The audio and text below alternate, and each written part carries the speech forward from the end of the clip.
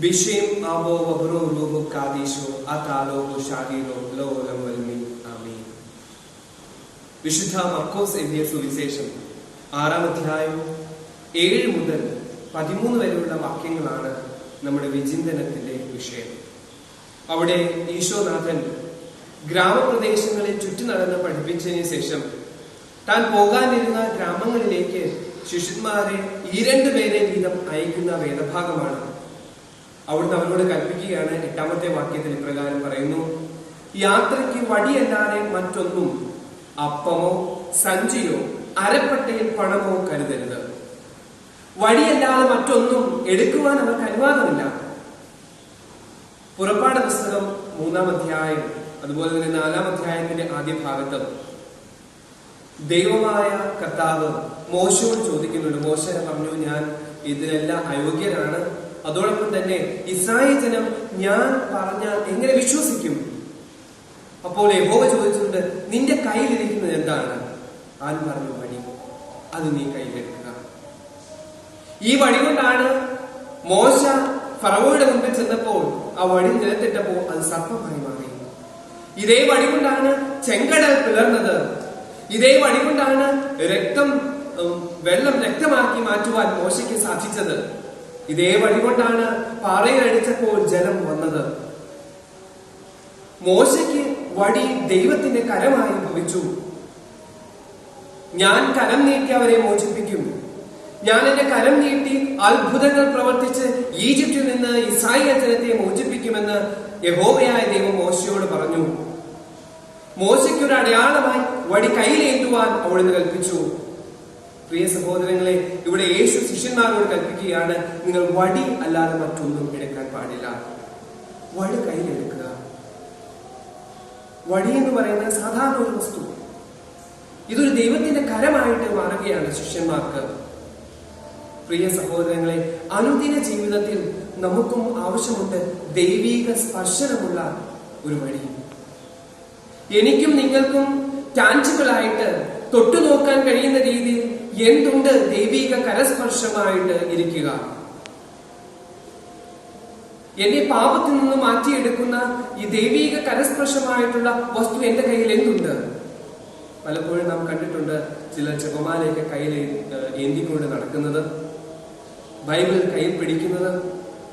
പലരും നാം വിമർശിച്ചിട്ടുണ്ടാവും. പക്ഷേ എന്റെ ഒരു അഭിപ്രായത്തിൽ വടി എന്ന് പറയുന്നത് സാധാരണ ഒരു വസ്തു. ഇതൊരു ദൈവത്തിന്റെ കരമായിട്ട് മാറുകയാണ് ശിഷ്യന്മാർക്ക്. പ്രിയ സഹോദരങ്ങളെ, അനുദിന ജീവിതത്തിൽ നമുക്കും ആവശ്യമുണ്ട് ദൈവീക സ്പർശനമുള്ള ഒരു വടി.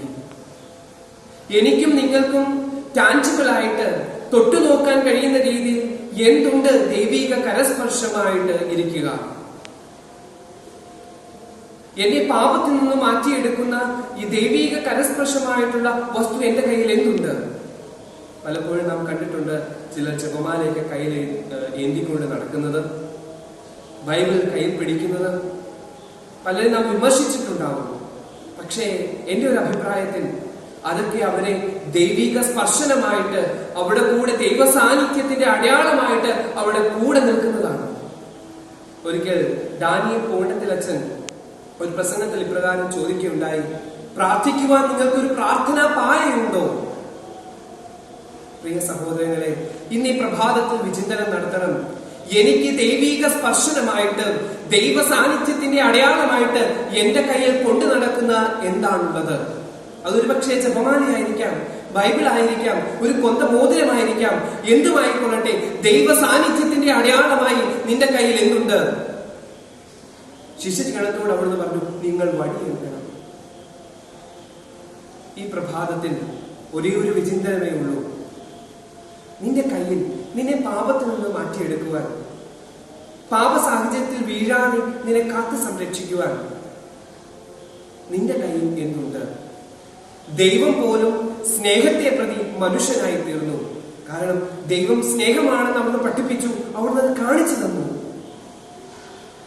അവൻ കുരിശിൽ മരിച്ചു എനിക്കും നിങ്ങൾക്കും കാണുവാൻ വേണ്ടി.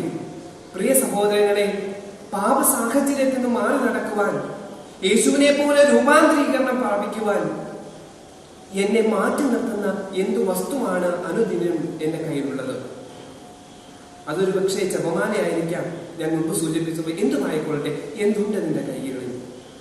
ഈ കൈകളിൽ എന്തുന്നതായിരിക്കും നിന്നെ എല്ലാ കാര്യങ്ങളിൽ നിന്നും ദൈവാവബോധത്തിൽ വളരുവാൻ നിന്നെ നയിക്കുക. ഒരു കാര്യം മാത്രം ഓർത്താണ്, അതൊരിക്കലും ഒരു വിഗ്രഹമായിട്ട് മാറരുത്, അത് നിന്നെ ഭരിക്കുന്നതായിട്ട് മാറരുത്.